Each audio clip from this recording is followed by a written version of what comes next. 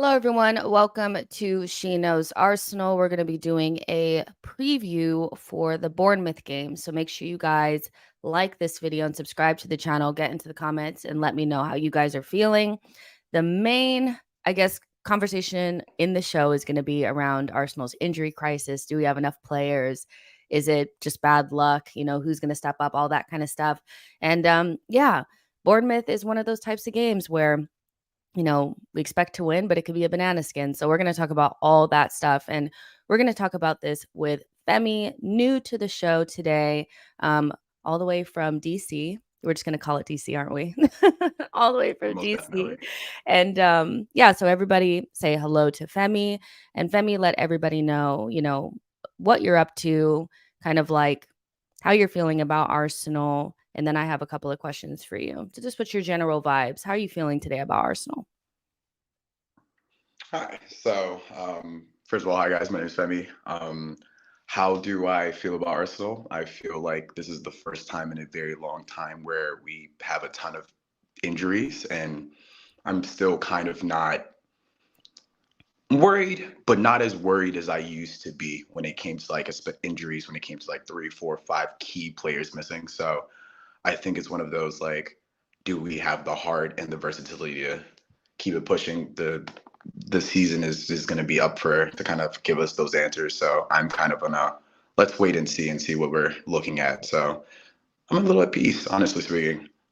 Okay, so Femi is feeling peace, tranquility, not feeling panicked, so those are the vibes. But before we get into the nitty gritty, I told you earlier that because you're new to the show, I want people to be able to get to know you. And usually when you meet up with Arsenal fans, you want to talk about a couple of different things. One of those being, who is your favorite player and what is your favorite Arsenal memory? So I'll leave you to let everybody know what those things are. No Yeah, pressure, no. no pressure. Oh There's no no, right no answer. pressure outside of just ambushing me. Okay, so I would say that also, okay, first of all, it's obvious to most people by just seeing my name for, I would say, like 80% of people who know. Femi, I'm Nigerian. I'm 100% Nigerian. There will be points in time when this content creating thing, my accent will come out, but I'm in consulting. So like my consulting skills kind of like comes out more in more killer settings. With that being said, Bukayo Saka is easily by far my favorite player. It was actually a joke me and my friends did when he was in the academy. It was like, oh yeah, like he's Nigerian. He's obviously going to be like the best player ever. He's gonna, it's like, it was like a casual joke, but then like he had his first appearance and I was like, oh wait, he's kind of good. Oh wait, oh my God, oh my God, oh, and it just kept happening. And I will always remember his first goal being a pen against I believe it was like Wolves, and like his first prem goal, I would say. And in my head, I'm like, oh no, like this might actually be for real. He might actually be him. And I remember the conversations about like, is Brandon Williams better than him? He's only a left back. He's only like a utility player. So it's like to watch his growth and to see it happen in the way I'm seeing it, like as an Arsenal fan, as a Nigerian, and just as a lover of football, he is like the embodiment of like why I love Arsenal. So that is my quick answer without thinking.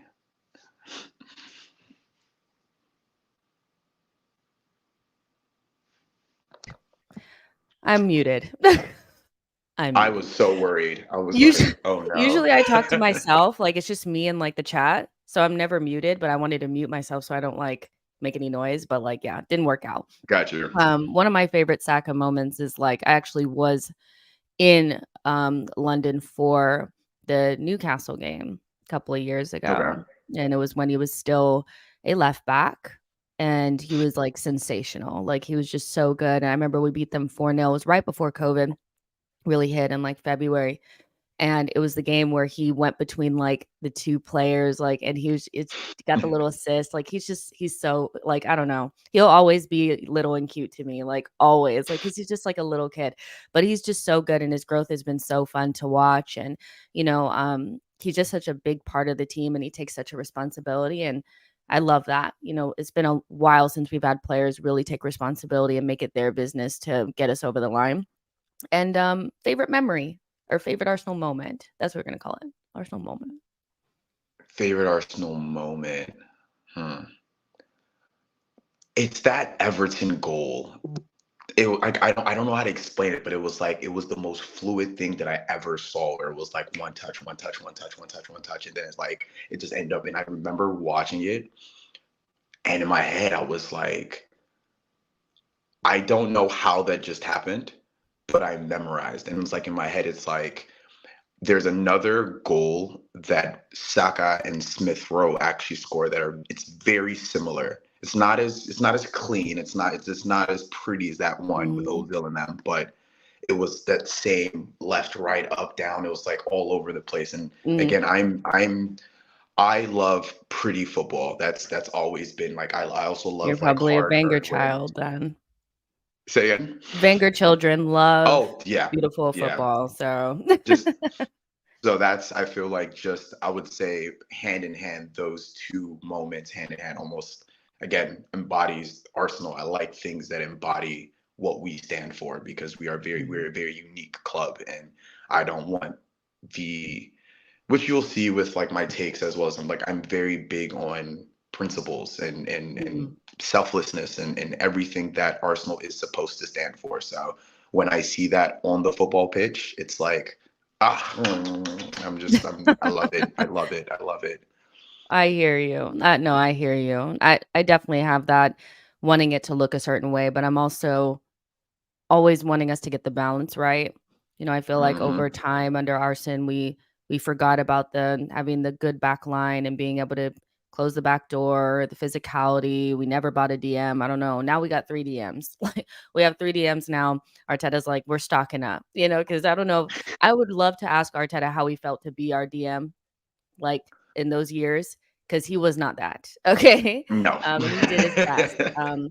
But Arson went through like a long period of time of being like, you know what, actually, no DM. No DM. We're just gonna go with all tens in midfield. And that was like shocking for my soul. So yeah, I think we're getting the balance right. But yeah, Wenger children, we love to see the pretty one-touch football. And so yeah, but everybody welcome Femi to the show.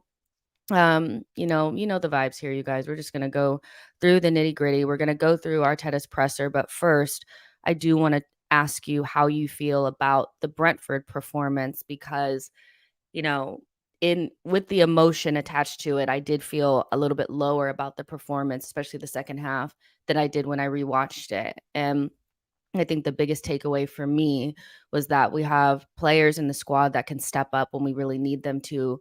Because like, even though the Carabao Cup, everybody calls it energy drink cup, like nobody really cares about it. I think it is important for Arsenal to stay in these domestic cups a little bit longer than we did before. I think as if we're playing a team that's not better than us, we should go through. And I felt when the lineup came out, we're better than Brentford, even with the changes that we made. And they got it over the line. We had some really good performances from like Tommy and Ramsdale and stuff. So I felt better after rewatching it, and now I feel better going into Bournemouth, knowing that some of these guys are going to play. But what was your takeaway from the Brentford performance? It's two-sided. I like the rotation that we made. ESR's first starting a really really good time, so it was really good to see him. I enjoyed a lot of things he did, especially defensively. I enjoyed just watching him do there's a lot of nitty gritty work that I watched him do. So there was a lot of pluses, I'd say. There was a lot of like things that I saw from players that aren't getting many minutes. So it's like, okay, it's good that they're getting fresh, especially Ramsdale, which I don't think I'll dive in too much just yet. But he also kind of like answers some questions for me of like how is he handling the Raya situation.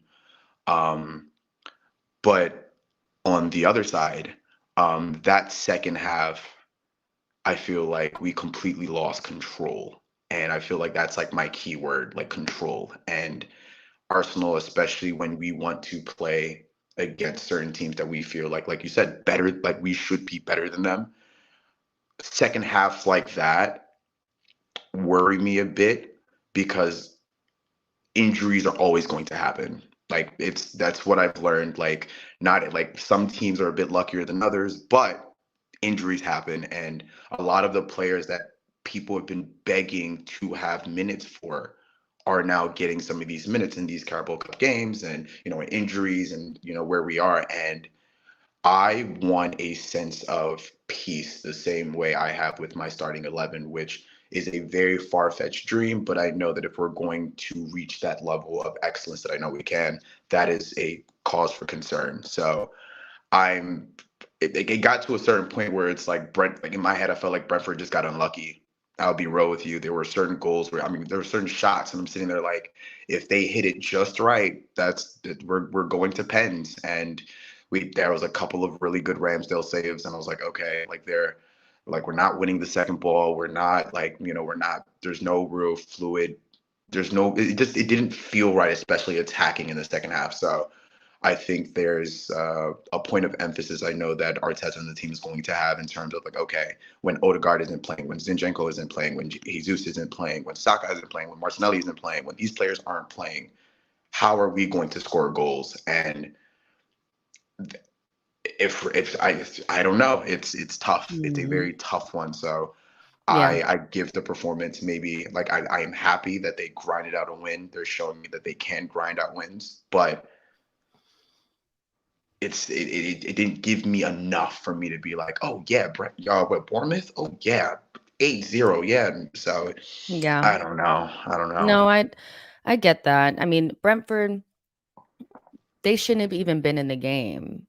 I Mm-mm. think after the first half, Thomas Frank was probably like, "You know what? We have a chance to go through. Arsenal are not playing as well, like, or they didn't put us away the way that we should." Like, they didn't want anything to do with that game, I felt. If you looked at their body language, they didn't want anything to do with that game, and I think I don't blame them. If I get Arsenal in the early rounds of the Carabao Cup, I'm probably like, "I don't wanna do this," but we left them in the game for too long. We could have put them away 2, 3-0, and it just gave me the same feeling as I had again with Spurs, that the goal would eventually come and it would become a little bit more, uh, scary than it should have been, and as time went on and Brentford realized that they were in it and they could stay in it, they started putting more pressure, and we just lost, like you said, we lost control, especially of, like, winning the duels in midfield, I think, winning them up front. I think maybe Arteta should have, made changes a little bit earlier, but he didn't, and so I can take a lot away from the defensive performance, but you're right, like, if this is, if we have to go into the Bournemouth game with Jorginho and one of either Smith Rowe and Havertz or an Odegaard. Although I do trust Odegaard, I'm a little bit like, "Ooh, what's this gonna be like?" So what's this gonna be like? Literally. So yeah, but, do you see Bournemouth being a potential banana skin? A lot of people are looking forward to the Man City game, and that is a couple of games away. I know we have to play, Lens in the Champions League to play Bournemouth, but people are really heavily focused on this Manchester City game without Rodri, without KDB. For me, I'm a little bit like, we need to get these 3 points from Bournemouth first. Like, I'm not even trying to look at that, you know? 100%. No, I'm if this is the caveat, if Arsenal can stop beating themselves up, like this is again, I'm putting a star. If Arsenal can stop beating Arsenal and we just play the way that I know we can play with a lot of these players back into the lineup, I think with the way Bournemouth plays. So I watched the Bournemouth Brighton game, and the one thing I noticed is even though the league knows that Brighton is very good at building from the back, they're very patient. Bournemouth didn't care. They said, no, we're going to press high. We're going to leave ourselves open, and we're going to allow you. We're going to try to win the ball back, which is actually how they got their first goal. I don't think we have a mistake like that in us, especially if which is why I think Ray is going to start. I think so. I think just kind of have that calm of like they're going to press high, they're going to press with two strikers, they're going to try to pin us down, and if we can just focus on the way we build up, figure out the control, and beat them wide and with aerial duels, which is how Brighton won. A lot of them were just winning those aerial duels, which I know we can do. I think we'll be fine. I think it's just I think the Jorginho thing. It's like I think he had a really good performance against Brentford, but he had a stinker against Spurs. So it's like Yeah. it just depends on how he reacts to getting pressed high. He's going to be pinned. We're going like if we can get to the outlets, go wide, build the way we usually do. I see 2-0. I think it's a hey, let's get this win. Let's go home because we have City next. Yeah, for sure. All right, you guys, there's about 100 of you guys in here. Make sure you guys like the video and subscribe to the channel. We're going to kind of get into Arteta's press conference and chit chat a little bit about what he said. Now, you guys know how I feel about Mikel Arteta and his press conferences. I don't be listening to him. He be lying. Like, he just be saying whatever up there, like for real. But I do think we have some injury concerns. It's whether or not some of those players can come back in sooner rather than later. So I'm gonna go ahead and like share my screen so you guys can see it. But I'm gonna read it to you, obviously. But yeah, so he was right off the bat asked about the fitness of Declan Rice, Gabriel Martinelli, Trossard, and Bukayo Saka.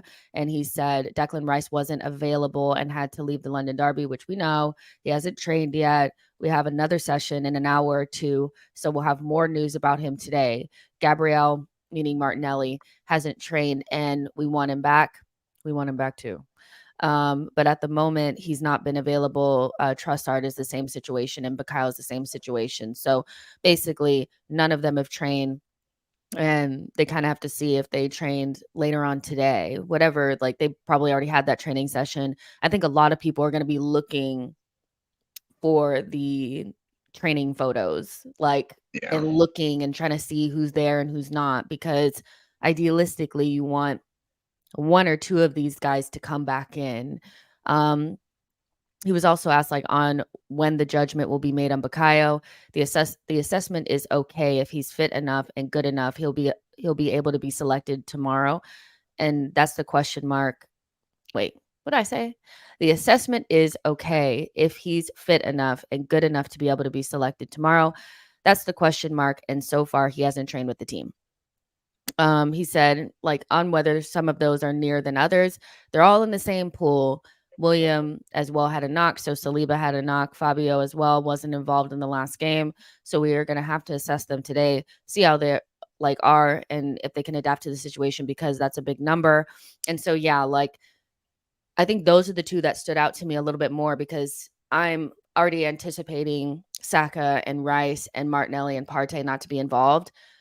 I'm kind of looking at maybe Trossard and Fabio Vieira and Saliba, but are you worried about Saliba because we didn't really know about that? I think we all kind of assumed he was just being rested, but he actually has like a little knock. Does that make you a little bit like oof, or are you feeling confident because we have Tomiyasu? It's such a difficult question because Saliba is just irreplaceable. I think I'm dead set in the middle. Like as middle as you could possibly be. I think losing Saliba, if hypothetically if we lose Saliba, I don't think there's three defenders as good as him in the world. It's hard to replace that in general. Just hard to replace that impact. It's hard to replace what that feels like as an attacker looking dead center at someone like Saliba. So yeah, I mean, I think Ben White's a good backup to then put Tomiyasu right back, but it's not Saliba. With that being said, I think Tomiyasu is like reaching.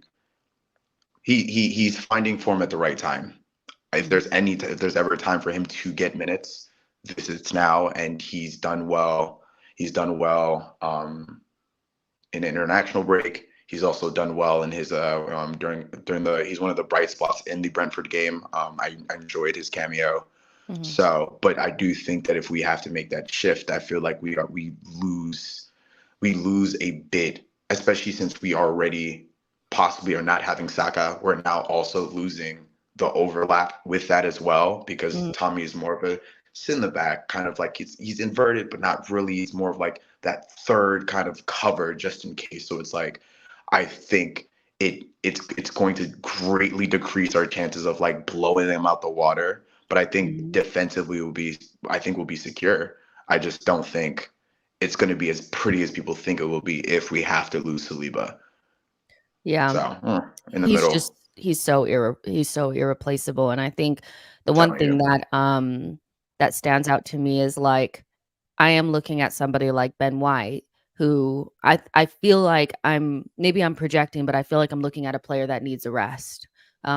He's probably fit enough to go because he has, like, insane fitness levels, but I do feel like he's dropped away just in, like, the last couple of days, like, last couple of games, and so, idealistically, I'd like to see Tomiyasu come in and play that role. Like you already said, it's not the same, like, you're not gonna get the same overlaps and but it is what it is. Like Tomiyasu in his first season, like he was that guy, and Ben was playing in the center.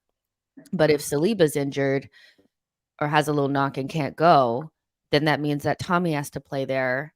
And then Ben White has to play again. And he's somebody that I wanted to see get a rest ahead of Manchester City, where he's going to be chasing after Doku all day. So it's a little bit like you just kind of need somebody to be fit enough to go. And that's why I'm hoping that the Saliba injury or the Saliba knock is not as bad as, like, it's not going to keep him out for multiple games. Maybe they were holding Saliba and Vieira back because I think those 2 players are important to come back in. That gives you a little bit more wiggle room.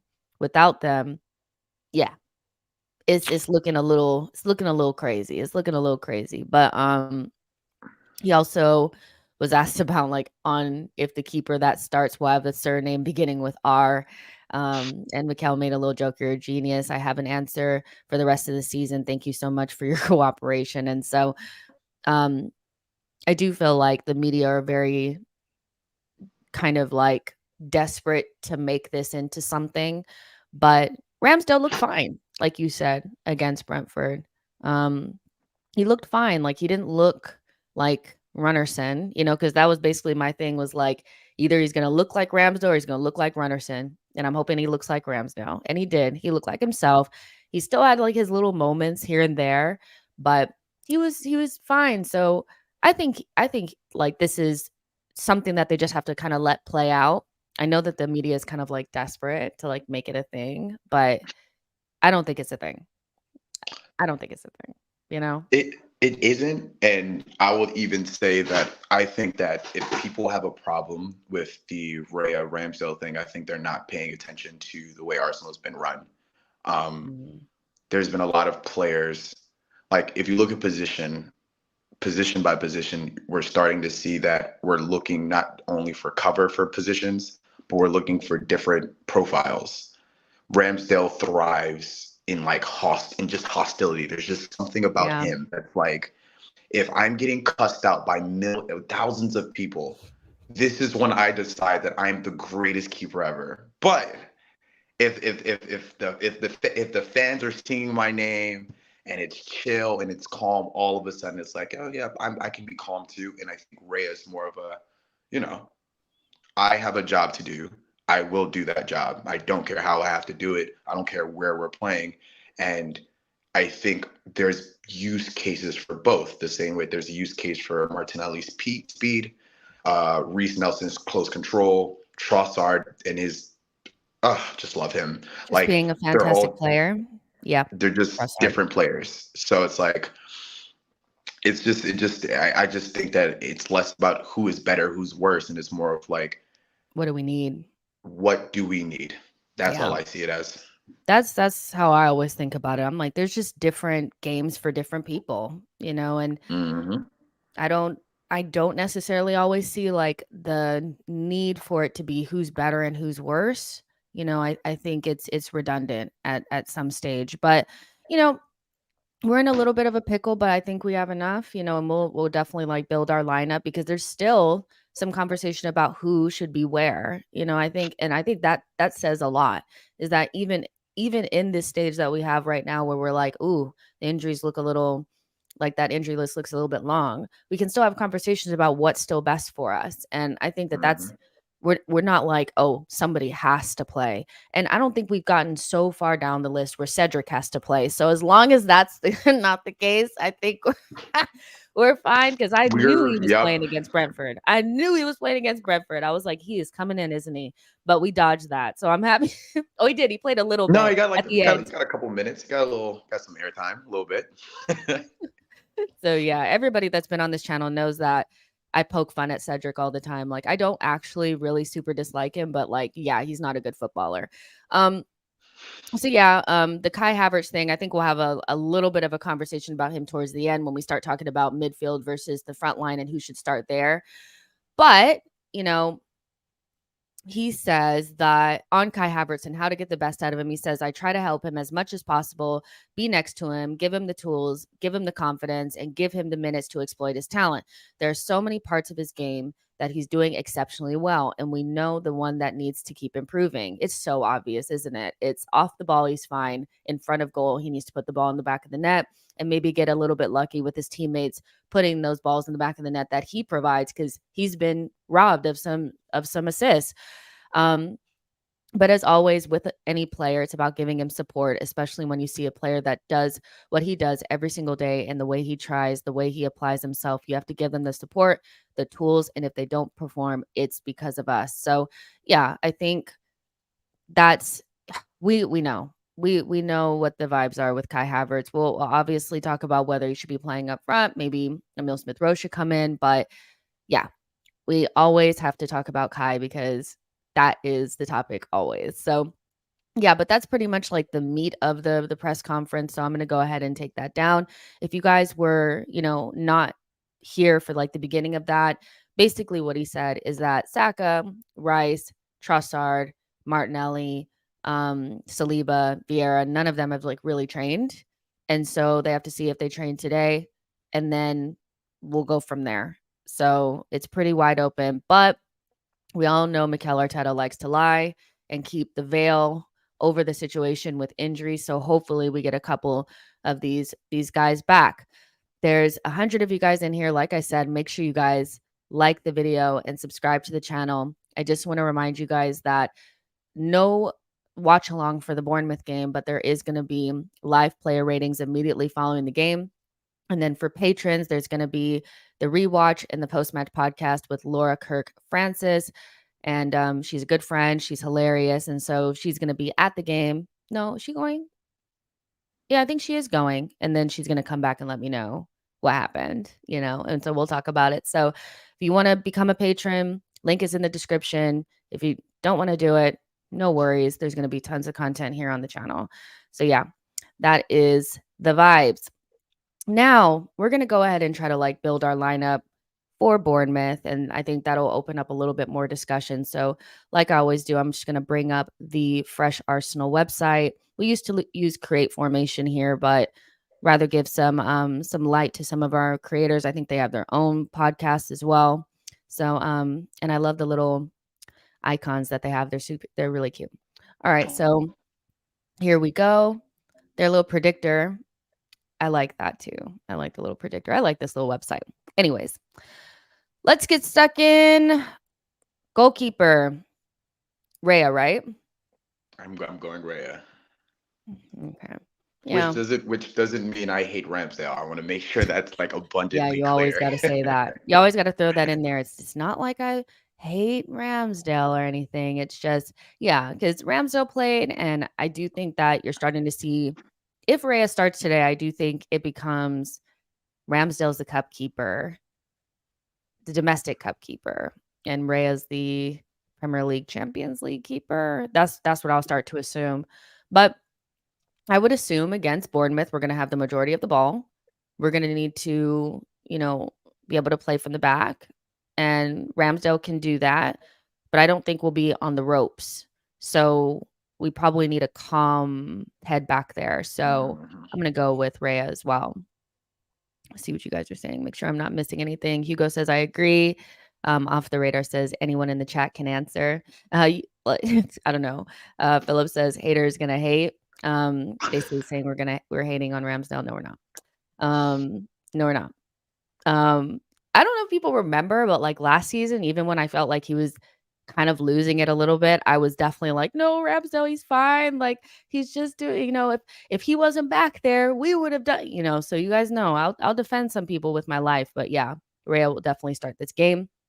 Backline is where it gets kind of interesting because, like, I think we know Gabriel will start there, and then the rest of it is kind of like, what are we gonna do here? Because no Saliba means that I think Tommy, and I think this is why Tommy started at right-sided center back because, we wanna get him used to playing with Gabriel. That's a new partnership that we haven't really seen that much. So, are you comfortable with this center back pairing being the one that probably starts? Or you would want to I'm start? comfortable with it. Like I'm comfortable with it. In fact, you mentioning that, I was like, oh wait, I forgot we can do that. Like that, which is again what I love about the versatility in our team. So I even prefer that actually. Now that I thought about it, so well, I think he's going to do it. No, because I don't. Arteta isn't very big. Well, can't even say that anymore after the right back, the Partey right back experiment. So I mean, I like it. I like this more than putting Ben White there. Yeah, I mean, he had the option to do that against Brentford. And I think if you wanted to replicate what you're going to do at the weekend, if you're having a feeling that Saliba's not going to be there, you put Gabriel and White together and stick Tomiyasu at right back. He chose to play Tomiyasu at right-sided center back, which for me is like he's prepping for the weekend. I would be very surprised if Saliba was out and then now Ben is playing at center back when we did the opposite during the Brentford game. So, and I think Yeah, you know, Ben White is a better right back than Tomiyasu, and Tomiyasu might just be a better center back than Ben, you I know? believe so. I agree. So this to me makes the most sense. And then unfortunately that means that we probably don't have the opportunity to rest Ben. I just feel like I'm looking at a player that needs just a day off to rest his legs, but he's got to go again. He's got to go again. Duty calls, man. Duty calls, duty calls. Kivior, excellent against Brentford. On rewatch for me, I think I was a little bit too harsh on him watching when it was happening. On rewatch, he was really, really good. But I do think we're gonna see Zinchenko come back in. What are your thoughts on this? Because last season I do feel like I did not like the idea of Jorginho. And actually, let me change this now that I'm saying it. I didn't love the idea of Jorginho and Zinchenko in our pivot, like in possession, Zinchenko and Jorginho, because I just felt like it was a little bit too samey. Like they kind of want to do the same things. They both want to get on the ball, control tempo, and they kind of were getting in each other's way. I actually would not be opposed to Kivior starting this game and closing the back door fully and just having Jorginho do the dictating from midfield. What are your thoughts? Um, if my only issue is if we had done better controlling the game at Brentford, I'd be more at ease about it. Like Mhm. defensively, I thought we were solid. I thought but like attacking, it just felt like there was just a layer of oomph that we just didn't have. And I was like, I think the great thing about Zinchenko is he understands when to do what. Is he the greatest defensively? No, I will. But it's even like it's almost as if like he's kind of like the left controller, and then Jorginho can kind of move a little toward the right and be more of the right controller, and they kind of have this thing that they kind of I think last season didn't really have a feel for, but I think the more games they're playing together, the more they're like, okay, like I will be the one that kind of, or if one is doing one kind of pushes back. So I think they're finding the best balance right now. So I personally still would put Zinni only because Mhm. I think that we've looked. I think that we look very good when he's there controlling the game Mhm. for us. I think what he does on the ball, what he does to kind of even when like the game starts turning into this pinball game, he's very good at kind of like, all right, guys, let's calm down, let's go back to what we do, and then finding those passes or switching the play or his patented great first touch. Like there's just certain things he does that goes very unnoticed that it's like, wow, if he doesn't do that very thing, we're going back into this like pinball game, which I never am a fan of. So Mhm. I can't see City not playing. It's interesting because in the chat, like Diallo was saying, the Bournemouth boys are very athletic. Solanke, who's a doubt for the game, but they probably will force him into the game. And Dago can rattle anybody with their pace and physicality. We got to be strong back there. And then somebody else was saying that Nketiah is saying that Bournemouth will press high. Their new coach, Hmm. um, Areola, likes his players to play on the front foot. Let's keep that in mind. And so I think that makes Raya the right choice. That if they're going to press high, Raya automatically becomes the best choice, I think, for the goalkeeper position. But if they have a lot of physicality and athleticism up front, then that does worry me a little bit about Zinchenko and Jorginho, because I've just seen them get run through. But at the same time, should we not be possessing the ball and controlling the narrative in this game? And if we need players to help us control the narrative of the game, there's no better than Jorginho and Zinchenko. So it's about, are we more afraid of what Bournemouth are going to do to us, or do we need to be more focused on imposing ourselves onto Bournemouth? And that's always, I think, the balance, because I was very like a big advocate of us going to Everton and playing our way, and not feeling like we needed to go with like this overly, robust lineup or anything like that. We just kind of needed to, because we're much better than them. Maybe that's still the case, and Jorginho and Zinchenko become the reason why we can pop it around them and kind of play our way. Maybe I don't need to be as worried about shutting the back door, if that makes sense. I think that the back I just I'm very big on like if you're going like pick a side, either attack us or use all your might to stop us from attacking. And it's like I don't see like if they want to play high and narrow the way. So the one thing that I saw from the Bournemouth game is they press high, but they press narrow. I dare them do that to us. Hmm. I dare them. I think it's one of those things where it's like if they choose to do that, we will leave the game with 70% possession, 10 shots on target. Like I do not see I do not see them but if they try to sit back because they do respect us, which is something that Arsenal fans aren't used to. Like Hmm. in the beginning of the season, teams actually respecting us and actually saying, "Oh, wait, we have to double this player and then put five in the like." If they do that, I think it becomes a bit trickier because we aren't, especially with not having Saka and Martinelli and certain other players. I think it's not as easy for us to break low blocks right now. So Hmm. it just depends on if Bournemouth decides to come play or not. I agree with that. I think I prefer them to press us since we can beat their press, and like we did against Hmm. Brentford. I thought we were really decent. Like in terms of, I thought some of our build-up play against Brentford was the best we've seen all season.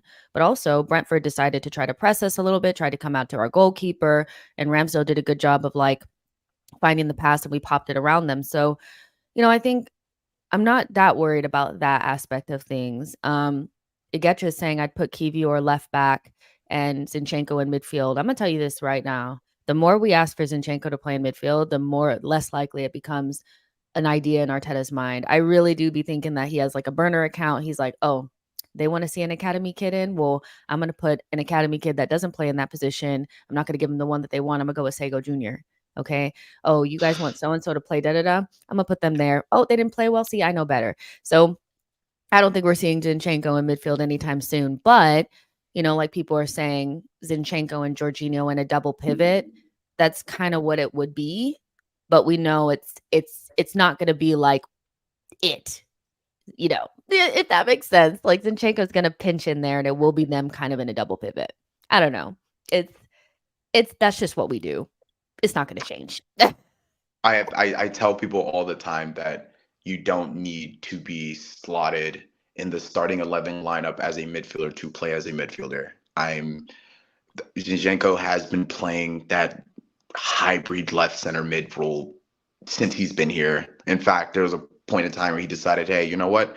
I'm going to be the right attacking aid. I'm me, and there's nothing anyone can do about it. And if you're going to put a body on me, cool. But if you do that, someone's open. So Mhm. I I understand why people say it, but the reason why people want him in the midfield is because they see him in the midfield. Like which is ironic. It's like people want to see the lineup say he's a midfielder, but he's already doing that midfield role that you would want him to do, especially on that left hand side. So I get it. I understand why. I understand the thinking. I Mhm. just think that the reason we play Zinchenko is to do exactly what people want him to do, which is what he's doing. Doing. So Yeah. yeah. I totally understand. Like, this is what I kinda think we'll see. I see people saying, like, okay, maybe Kiwior at right-sided center back and Tommy right back, potentially, but I still think he's gonna have 2 of his main guys that he knows, that he trusts back there. And so even though Kiwi played really well, I think he deserves more playing time. He's gonna go back to Zinchenko, and Ben will probably just have to take a couple of those like shots, take those little packets of electrolytes and try to make it through. Like he looks shot. I Um, so with Rice being out and Partey being out, I think it's pretty obvious that Georgie will start. Um, which I know worries a lot of Noel people. Nenny shouts. I'm surprised. Oh, hell no. Like, see, I was okay with El Neni coming in and running around for a little bit and passing it sideways and backwards when we needed a little bit of something, something against Brentford. But like, nah, man. I Like, understand. the glue and the glue needs to be somewhere on the bench.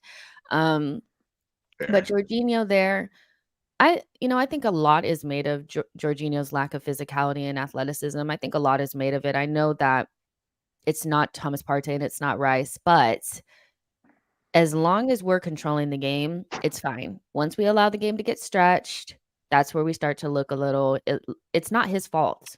I think it's up to the manager to make sure that the environment around Jorginho allows him to be as good as possible. When the game becomes stretched, he needs to make changes in order to make sure that it doesn't become everybody running around Georgie.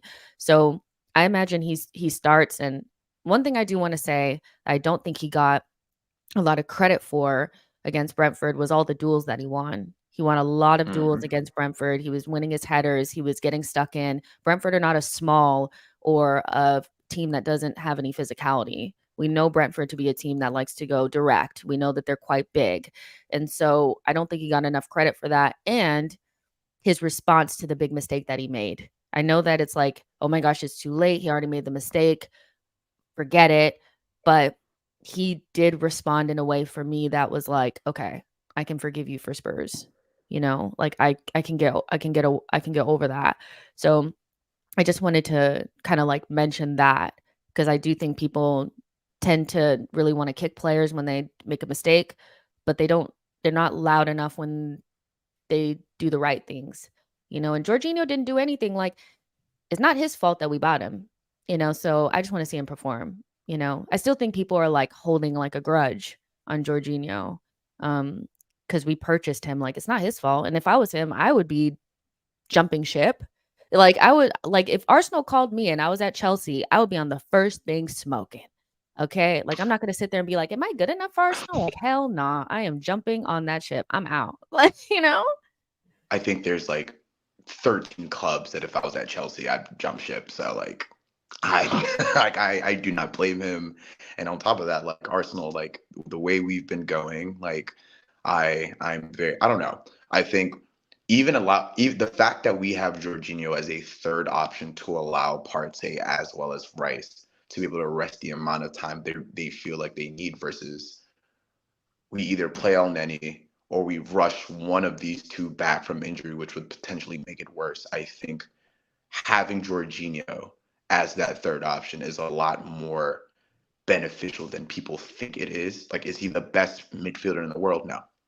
But the things that he brings us, the leadership he brings on the field, as well as just being quality on the ball, Mhm. I I think that like I mean I'm a big advocate of Arsenal in terms of that DM role. I think we're one of the deepest teams in that position. It's a very hard position to play. Especially as a lone six, it's a very, very hard thing to employ three midfielders that can play that lone six at a high level. So, and again, like Olu says it best. I think El Neni gets a lot of like.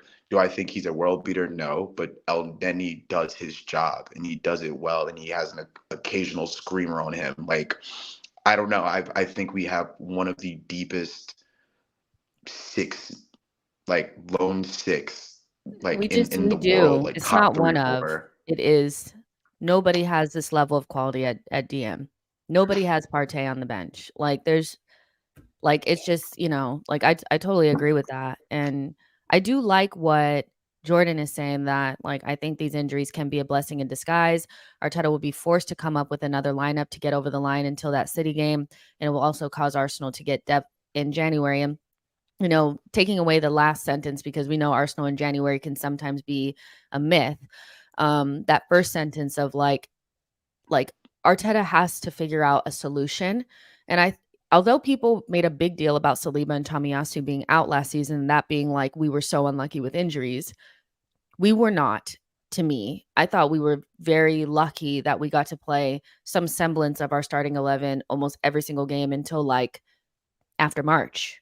Um, I know Jesus was out, but Nketiah did a good job deputizing, and then Trossard came in January and did his job. So this is what an injury crisis looks like, and this is how Arteta earns his paycheck, is figuring out a way to keep these players motivated, fresh, and being able to put together a lineup that gets us over the line with Bournemouth and Lens so that Saliba and Rice and everybody can get back up to full strength, and then we go full strength against Man City. So to me, it's not a good thing, but it's also not a bad thing, if that makes sense. Makes perfect Um, sense. yeah. So okay, so we know it's going to be Odegaard, right? Like, let's be real. Okay, Didn't so even blink. yeah, so it's Odegaard. Who cares? Um, Left center mid obviously is a big topic of conversation amongst Arsenal fans because Kai, Xhaka leaves, and Kai has been playing in that position. And I think some people are whelmed. Some people are underwhelmed. Some people are whelmed. It's not that he's playing poorly, but he's also not really like lighting it up. And we're looking for more. Rewatching his performance against Brentford, it was just like on the edges of being really good. Like if he gets the assist, if he scores the goal, I think that's a very good performance. But without it, it whelms, I think. It's hard to explain, like, because he's not really doing anything bad enough for it to be like catastrophic, but he's also not doing enough for I think people to really get behind it. Then you have somebody coming back into the fold in Emil Smith Rowe, who everybody loves, wants to see make it. Looked really good against Brentford in the first half. And then you have Vieira, who may or may not be fit, but people still have concerns on whether he's physically like if his physicality is going to be an issue. So we don't have anybody that I think we feel like that is the guy. So it feels open. What are your thoughts on the left eight, how we've recruited there, and who should be the person that comes in against Bournemouth? With keeping in mind that like we have Manchester City, so we want to maybe keep some people fresh. I'm not sure. What do you think? I think Kai plays.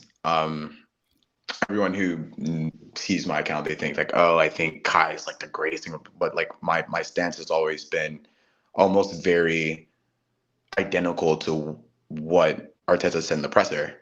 There's a lot of things he does well, and there's things that are obvious he needs to be better at. And I think I've watched enough Arsenal games where I know what it looks like to not have a midfielder who isn't doing those good things correctly. One of the biggest reasons Lakanga didn't work out was almost the exact opposite of he was a risk taker. He loved attacking, be on the front, Mhm. but it was like that defensive security that like, okay, are you giving effort? Are you winning the duels and like the fight, like, in preferable situations? And for someone to have to have the label, and I do agree on the label of have low confidence, he's doing a lot of things that you don't attribute to someone with low confidence outside of the final third. So low Mhm. confidence, but is winning duels. Low confidence, but even yesterday he had the most touches he had with us all season with 64, I believe. Mhm. 64 touches, which It's a is lot. one of the biggest issues that they were like, oh, he's running away from the ball. Well, he didn't do that against Brentford. In fact, there was a lot of very slick things he did to kind of keep the pace at where we wanted it, especially in the first half of like, okay, we're progressing the ball as a team. We're looking for that left or right sided overlap, but we're going to progress the ball as a team. So even if we do lose the ball, everyone's in that set location to be either A, win the ball back, or B, be able to set back in kind of that Everton Arteta mid block that we love running when we know that we don't have the ball anymore. So I think that people need to, I don't want to say the word get over it, and because I feel like that's very Go aggressive. ahead, say it. I Get I over it. I do I do think that people like I do think people need to just take the time to actually figure out like, hey, why? Like, let's really figure out the why. He's one of the better aerial players we have attacking wise. Mhm. Nketiah isn't the greatest in terms of aerial duels. Jesus has his moments, but Kai is our best aerial duel right now offensively. He is pretty accurate passing wise. He just isn't doing the things that we are expecting. Okay, 70, 65 mil. Okay, that means I should be getting screamers. I should be getting GA every other day. I should be getting fantasy points. And it's like, we all want that. Arteta literally said that's literally the missing part. But when you put that with the things he's already doing right, Mhm. I think that makes a really good signing. So I like him there. I think he plays Bournemouth, and I think that he may do a lot better than people think he will. Yeah, no, I hear that. Like I hear all the I think for me personally, like what my the battle like in my head with Kai is that I can watch his performance and not feel like they're awful and feel like maybe for somebody that's probably on a lower ebb, maybe just trying to adapt, learn Arsenal, learn how to play for us in a position that doesn't actually maybe suit him at this stage and say like, okay, he's doing well for kind of just coming into the team and doing those things versus how I felt in the summer about how we needed to recruit there and the players that were available that we did not go after and how he compares to Granit Xhaka. I think a lot of that clouds my ability to see this as something that's working. Um, so for me, it's like a little bit of like maybe a little bit of unconscious bias of watching Nunez and Soboslai and Madison and how they're performing in that position and then feeling like we're almost like pretending as though those things don't matter, or that we couldn't have had those options. So putting that aside, Kai Havertz is probably the best option for this game. Um, oh shoot, hold on, let me fix the poll, y'all. You gotta like your poll doesn't make sense. Hold on, y'all. I was doing it so fast. I put Kai or ESR for left 8. And it said yes or no. Sorry, guys. Let me do it again. And I'll get back to my point. Kai or ESR at left center mid. Sorry, y'all. I know y'all be sick of me. You're like, what is she doing? All right. So there's a poll up so you guys can vote on your own about, and it's right this time, who should start at left center mid. But personally for me, knowing that Jorginho is a little bit, he lacks the legs. Maybe you do need somebody a little bit more competent defensively than ESR there. ESR is a great attacking player, but I do think that even though he like tried to win his duels early on in the Brentford game, he just kind of is like he's not he's definitely your third midfielder. You need somebody that's going to win your duels. You need somebody else that's going to win the duels, and maybe somebody that's a little bit, just kind of like there for the vibes. I think ESR kind of ends up being a little bit there for vibes, and um, like Kai can be a little bit more foundational to the midfield. So I think Kai is the better choice, um, but I need to see more. from him. I just want to see him impose himself a little bit more. But what I will say is if you rewatch the game or even in real time, if you saw it, he looked a lot more engaged with Zinchenko and Jesus. When Zinchenko and Jesus came on, the combinations on that left-hand side were going. And it was a lot of, like, everybody has been saying you need to wait for him to play with Jesus. You need to wait for him to play with Jesus. And I don't see any way of getting around Jesus playing. Like, there's no way. He has to play against Bournemouth. I just wonder where he's going to play. And that kind of leads us to the conversation around the front line. Because if there's no Saka and there's no Trossard and there's no Martinelli and Havertz is playing in midfield, then I think it just automatically means that, like, it's going to be Jesus and it's going to be Nketiah and Reese. But people are not trying to see Nketiah anymore. So we must speak. We must speak. We must converse, because if it ends up being the what we have to do, it ends up being what we have to do. But what are your thoughts on the consistent conversation around Eddie, the constant, like, criticism around him not being the right choice, the right guy? He's getting a lot of minutes. And, like, you're somebody that really advocates for, like, you guys are just overdoing it. What are your thoughts on it? Because I'm going to pull up the stats in a second, but I'm somebody that's always felt like Eddie was holding us back in the attack. But the stats are not statting. Like, it's actually not the case. So what do you think that is? Is it, I'll just let you answer. What do you think it is with Eddie that makes people not feel like he's the one? Aesthetics. It's aesthetics. I feel like the grand saying of, comparison is the thief of joy. I feel like because of when you have someone like Jesus and you watch him and you saw the impact that he makes, you then compare everyone after that to that standard. But, like, the way football moves and goes, every player offers different things. Their temperament matters, their skill set matters, and is Eddie as fluid and as techie as Jesus? The answer is no.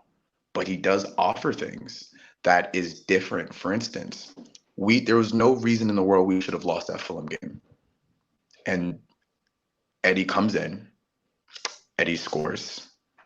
And then on top of that, he draws the man to get a red for them to go down 10. Impact like that, it's very it's weird, because it's like, again, there's this thinking of, because of the fact it doesn't look pretty, and because of the fact that, like, oh yeah, it didn't happen the way, like, Jesus does it. Jesus does this, that, and the other. We watched what it looked like in that same Fulham game, what it looked like when Trossard was playing that position instead. And granted, I'm a big Trossard supporter as well, but I feel like the little things, the small things, like someone just said just now, like, Eddie can't play with his back to goal. I don't believe that's true. I feel like there's more games and more evidence that shows that he actually can do it, and he helps the team. And, like, the stats say it, the games say it. We are undefeated this season with Eddie playing. Like, it's just, unfortunately, I know it's not as pretty. We're not beating teams 4-5-0 in the first 10, 20 minutes like we did last year. But like I said, I think it's the comparisons that rob us of the joy of, like, hey, even though this is a backup striker and we're dealing with an injury crisis, we are still winning games and we're still controlling them. And even the games that we drew, it's still kind of like, we didn't draw because we weren't the better team. We drew because we beat ourselves up. So I just think there's just a hyper focus on players people don't like, and then they use them as scapegoats for the reason why we're not doing the things we're doing, versus looking at all the factors on why we're not playing the way we used to. Like, we still have not seen Jesus, Zinchenko, Saka, Martinelli play together. I mean, Havertz play together yet this season. We have not seen it. We do not know what that looks like yet. So it's like, it's very hard to go from a team last season who 90% of the season last season had at least 80% of the starters play together, to this season we have not seen it once. And I feel like people need to put that into consideration instead of always trying to look for a singular person on why I think before, like, they pick Ramsdale, they'll pick, Ben White, they'll pick all these players, but then when you put that same spotlight on the players they do like, then all of a sudden it's nitpicking. All of a sudden it's like, no, be fair, or the automation, or let's just blame Arteta, and let's just Yeah. put some Edu didn't get backup parts. Like it's always, and Mhm. I don't like conversations like it. I don't engage in it. I like looking at the full picture of like, let's just Well, see the season pool. So yeah. yeah, let's look at the stats because this is what, one of my friends put it in our group chat and she was like, "Can I throw a bomb out here?" And I was like, "Yeah, let's do it." And she put this out here and it just blew my mind because it didn't add up to what I was seeing. And so basically, for those of you who can't read it, or if you're listening to this on audio, I'll read them out to you. We have 2.3 goals when Nketiah does not start, and 2.1 goals, like average goals, when Nketiah starts. 2.1 Arsenal's XG when Nketiah does not start. 2.0 when Arsenal's XG when Nketiah starts. So that's like nothing. 11.2 shots from open play when Nketiah does not start. 12.1 shots when from open play when Nketiah does start. 1.5 open play XG when Nketiah does not start. 1.5 open play XG when Nketiah starts. 36.5 touches in the box when Nketiah does not start. 37.9 touches in the box when Nketiah does start. 0.9 XG difference when Nketiah does not start. 0.7 XG difference when Nketiah does start. 2.24 points when Nketiah does not start, and 2.2 points when Nketiah starts. So essentially what this is saying is that if there is any difference between Nketiah starting and not starting, it is marginal. It's marginal. Very, very marginal. So it's wild. Like, he doesn't make the team better, but he's not really making the team worse. And that does not add up with what I feel. I kind of feel like my feelings on Nketiah is just I just want to see somebody that maybe does fit my eye test, or I feel like makes us look free flowing. But if Arsenal do have access to the same data, and this might be why they're not as desperate not to play Nketiah. I think that's the reason why he plays. Because the facts are here. And I know people are like, well, stats can be manipulated. These stats are pretty straightforward, you guys. Like, there's enough there that says that, like, really, Arsenal perform pretty much similarly, whether he's on the pitch or not. And maybe it's just a matter of what we're seeing is not adding up to the eyes. But yeah, I found this to be quite interesting. And I love stuff like this because I think it just opens up your mind a little bit more and like make you actually really like what is my issue? I think my issue with Eddie is that I just don't think he's that good. And so when I see him out there on the pitch, I just get a little bit frustrated and everything becomes his fault when it probably just isn't. Because the stats weren't statting, guys. The stats weren't statting. So I'll say this quickly. I think it's less of the fact that I think Eddie is a world beater. I think I've seen the price it costs to find a striker in this market, in a system that we have other glaring holes that we have. It's one of those like, I prefer to eat at a restaurant, but I have rice at home. The rice is okay and it will fill me. And I think Eddie has shown time and time again that is he as good as Jesus? No. But he will do the job to get us to closer to our goals, which is we will win football games. Will it look as pretty as we want it to be? Probably not. But we will win football games. And he excels at things that other like I watched Spurs spend 60 million on a backup striker, and he went an entire calendar year without scoring a goal. I cannot imagine that happening at Arsenal. I cannot imagine that happening at Arsenal. We have a player that loves the club, that gives it his all, and on top of that, he actually produces. I think he was one of our top three attackers this season, the first 5 games. With I think he started the season with a goal, won a pen, scored another goal, got a red card. But again, I think as Arsenal fans, we tend to value draws and drop point performances more than the ones we actually win. So mm, I don't know. I just think it's just a polarizing topic. And when people think when I say, hey, give Eddie some time, they believe I'm saying Eddie is a world beater. He's the best thing since sliced bread, and And you that's are the wrong for thinking different. thing it's all about in the conversation. Like, people are like, those stats don't show anything. They do show that, like, we do not get catastrophically worse with Nketiah in the team. And most teams, except for Manchester City, don't necessarily play better with their backup striker. So it's not as big of a drop off as people are making it seem. Now, does that mean that he needs to be starting games? No, but when he is starting, it cannot be all on Eddie Nketiah. It can't. Those stats mean that there's something else there that's not clicking, something else there that means that, like, it's not just Nketiah. It could be a little bit him, but not enough for him to be probably as big of a conversation as he is, and we need to figure out what that is. Now, something else that stands out to me is that what that also shows to me is that there's not a big enough gap between Jesus and Nketiah.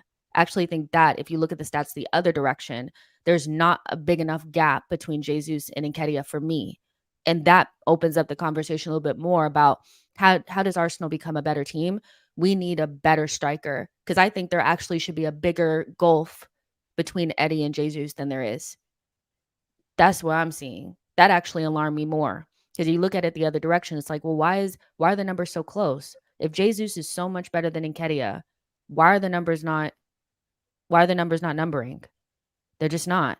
So Harper is saying that those stats don't prove what they think they do. They just show that Arsenal lack a decent striker. Eddie is taking up a spot that could be filled by somebody decent. And that's kind of like I think the more negative tone from it. But I think the tone really is that Arsenal probably do need a number 9, more clinical, more that's going to really be the difference between Arsenal. Like right now, we're just kind of hovering with two similar options. There should be another level. What are your thoughts? I feel like you want to say something. Go ahead. Yeah, no, I'm just trying to construct my thought correctly. Um, I think that I think that Man City has really, and just oil in general, I think it's really skewed the way people see squad building. Um, I understand people's concerns and I understand why they want those things, but we are only 3 years into trying to build two starting 11s. We are year three of building a two starting 11s, and we're not in the top three of spenders right now. Like, I think if you look at it, we also need a backup for Saka. People also believe that we're still lacking at LCM. Do you prefer us to get a striker? Or do you want, like, if you really hate Havertz that much, would you want us to use that money on another LCM? You also still have the fact that with Timber going down, money that, again, that we, just because Timber went down doesn't mean it wasn't money that we spent. We spent that money. We also spent, I don't know if people know who this guy called Declan Rice is, but we just broke the bank for a six that we're going to have for the next 4 or 5 years, and his prime years at that. I feel like, is it something that I would want improved? Yes. But is it in the top three of concerns that we have? The answer is no. And because of that, I understand. I am okay with what we have right now at striker, because I feel like if we want to be, because again, it's not just about this season. I want us to be title contenders every season. I want us to be better every year. And if that's the case, we have, like, what Arteta wanted to do is start from the back, get depth there, go to the midfield, get depth there. And then, like, how long did it take for us to even as much as to start reinforcing the attacking position in general? So I get it. I get the concerns. I understand how there's even one comment that someone said, we have billionaires, billionaire owners. That doesn't change FFP. That does not change the amount of money that we're able to spend. That doesn't change the fact that you know your club. Arsenal has Mhm. never been a big spending club. And going on social media to complain about that, unfortunately, will not change the fact that you know your club. Like, there was a time where we were a couple of pieces away from really winning it all, and we got a goalkeeper. We know our club.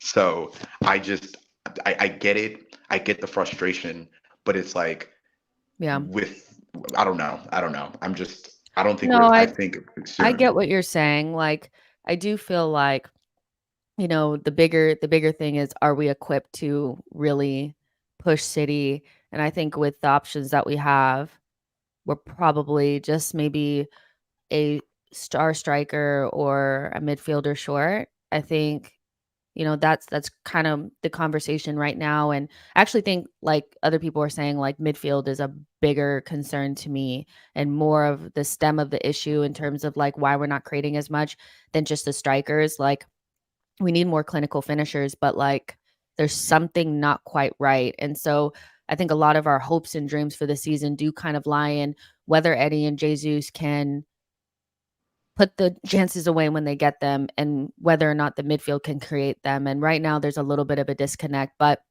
we're still building our lineup here, you guys. There's about 75% of you guys have voted for Emil Smith Rowe to start in that left center mid position over Kai Havertz, but we've already kind of explained why Havertz should probably start. And to have Jorginho, Emil Smith Rowe, and Odegaard, I feel like you're asking for trouble. You need somebody that's a little bit better off of the ball, a little bit more foundational. And although we're going to be seeing quite a few wall passes, from Kai Havertz, I think he just might be the better option on the day. Now, Reece Nelson is somebody that, I think a lot of people are impressed with. We're really impressed with against Brentford. It's so weird with Reece because he's always been the guy that we've spoken a lot of, like, over time, as like the one that's going to make it, the one that has the superstar power. And it ended up being Saka and Emil Smith Rowe that really pushed us forward. And Reece kind of like fell through the cracks, but he's reemerged as a really good squad option and somebody that I thought he led like a real leader against Brentford. And so I don't really see any other option but to start him because if Trossard and Martinelli are not there, then he has to start. But how impressed have you been with Reece Nelson and what he's been able to add to the team in such limited minutes? I think he's been sensational. But this is not just this season. I think coming off of the injury he had last season, and for him to be able to make the impact he's making with such, like you said, such limited minutes, like he brings something again, which is what I'm loving about this team is everyone is bringing something else. His close control, his quick turns, his like almost like it's direct, but it's not out of control. There's something about it that's like it's nice. It's nice to have, and I love the fact that like I remember when he signed. I even remember when we were talking about like, hey, like who are our attacking options? We're kind of short there. I've always said, yo, Reece is there, and everyone was like, yeah, but like, nah, he's not that good. Blah blah. It's like, no, Reece is a decent player, and I'll even as much as say like, if people are okay with Reece, why aren't you okay with Eddie? Because Reece is not as good as Martinelli. Reece is not as good as Saka. If you if you're worried about the backup striker and the quality depth, it being like that, then the question is, do you think that Reece is as good as them, or do you just like Reece enough where you're okay with him being that backup option? So it's tricky, but I know it's the same love I have for Eddie is the same love I have for Reece. I think he's a very good backup option with the potential to really be an impact player for us. So Diallo just said that like they put up the training photos and it was kind of what I expected. There's no photos of anybody that's injured. It's literally just like Emil and Havertz and Gabriel Jesus and Gabriel Magalhaes and those guys. So there's no clues there, which makes me feel like there will be some people available that probably we think will not be. But Sego Jr.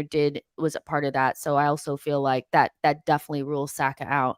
So we'll go ahead and put at this point, I think we just have to go ahead and assume that Jesus will play on the left.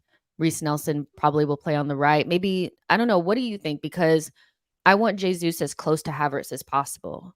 I feel like that's what we've been dying to see is Jesus closer to Havertz to see if there's something there. Um, and so I would just put Reece Nelson on the right. But do you think it's worth putting Nelson on the left and Jesus on the right? What would you do Uh, for Arteta? If this was before the Brentford game, I'd switch it because I know that, like, especially if anyone remembers towards the tail end of last season, that Everton game, Jesus played right wing and he Mm. was phenomenal. And then Jesus had that left wing performance against Spurs, and I was like, bleh, like it was okay.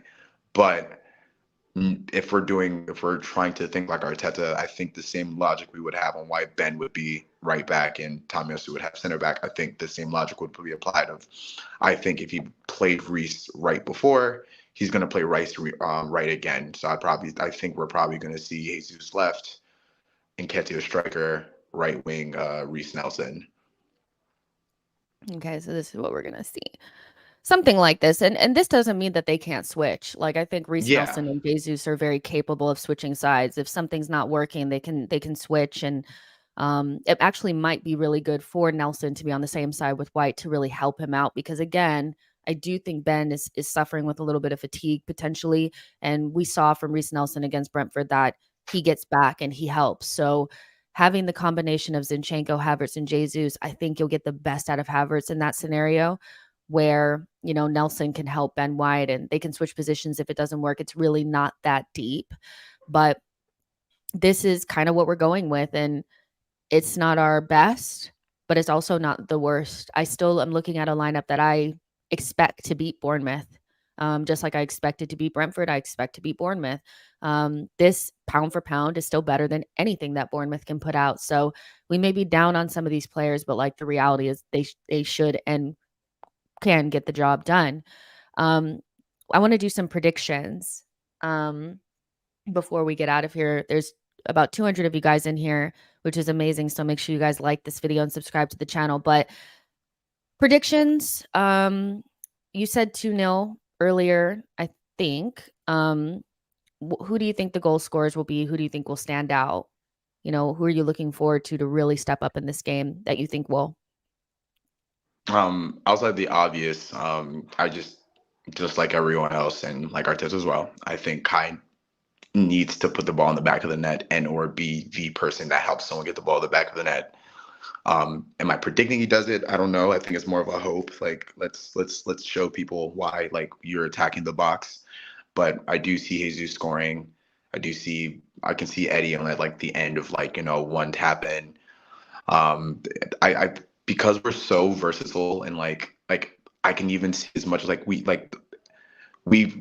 gone away from a specific person being a goal scorer. So it's like it's really even hard to be like, oh, this person's going to score, that person's going to score. But like I think it's more of like I can see Jesus scoring, and I mean it'd be nice to see Reece get a prem goal again this season. So personally, I it just depends. It just depends on how the game goes out. Honestly speaking, it's really hard. Yeah, I tend to agree. I think I'm not worried about the defense. I think they have Yeah. it. The midfield is what it is. It's Odegaard. Odegaard, this is a game where, people really went in on him against when after Spurs. And so I think he has to have kind of like a Jorginho against Brentford, I think, performance. Lead us to the victory, lead us from midfield. So much experience with Jorginho. And then you still have Jesus. And we just have to get it over the line. Like that's what big teams do. And so I expect us to win. Um, and Bournemouth are not a good team. They're sitting somewhere around in the relegation zone. If I remember, I'll just take a little peek, unless you know off the top of your head where they sit. But they're not a good team, and they haven't been playing well. So, you know, um, yeah, they're in 17th. So that doesn't mean that they're like totally easily beatable, but I still expect Arsenal to win. So, yeah, I think I'm gonna go with a 2-0 win as well. Like clean sheet away from home. Keep those clean sheets coming. I want to see a good distribution day for Rhea. I'd like to see Odegaard and Jesus and Jorginho lead us, and I think they will. So, yeah, but a lot of people during the stream have been asking where to find you, what are you up to and stuff because they really like the things that you've said. Um, so if you want to give people some insight on like what you're up to, I know you're doing a little bit of coaching. I know you just bought you a mic. What are you up to these days? My friends know me that's like I'm just all over the place, but I'm trying to be a bit more settled. I am a coach. I'm in high school. I have to, and it's weird because it's like because we're in DC, I have to say the word soccer, but please do not crucify me. It's just what it's literally what it says. But I'm a football coach for high schoolers right now. I'm also attempting the whole content thing of being more just kind of like I've been doing the tweeting thing for a while, and I think it's very hard to say your perspective with the limited amount of tweets you can, I mean, characters you can put in a tweet. So I'm going to be doing a lot more of kind of like just nothing, no podcast or anything like that, but more of like watch games, react, say my honest opinions, chop it up, put it on TikTok. My TikTok is the same as my Twitter, Femo, FEMOOAFC, same thing. And yeah, I think I'm just going to be putting more content, but less of like, hey, I love Nketiah, or hey, I love. It's just more of like this is my actual opinions, and I feel like I'm the charismatic person who loves being. I think it's because of the fact that like I'm like super nervous, and because like I've been a big supporter of yours for a very long time, especially since like you're also in America as well. So I'm kind of mellow tone now, but anyone who knows me knows like I'm full of energy. I love being crazy dramatic. That's just who I am. And I think with the content that I will eventually start putting out, you will start seeing my full personality. So yeah, outside of being a software developer and everything in between. So yes. Great debut. I love that. Like, I think obviously it's hard to get out here and like give your opinions and stuff. And like some people like will immediately from the moment that they hear your voice be like, all right, I'm not trying to listen to you. But the stream has went really well. I've seen people say you made some really decent points. And so we look forward to seeing more from you, doing your own stuff on your TikTok. And we'll definitely have you back on the channel for sure. But make sure you guys are following him on Twitter as well as TikTok. This is his at there, so you guys can pick that up and put that in the search and find him there. But this has been an amazing stream, you guys. You guys know I love you guys, and we always have a good time here at She Knows Arsenal, and we look forward to all the content after the Bournemouth game. Again, like I said, live player ratings immediately following the match. That stream is already up on the channel, so you guys can send a notification, go slap a little like on there just to help us out.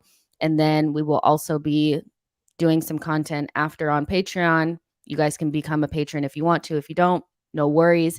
But make sure on your way out that you guys like this video and subscribe to the channel. Get in the comments afterwards and let me know what you guys thought. And we'll see you guys in the next one. Bye, guys. Bye guys. Bye.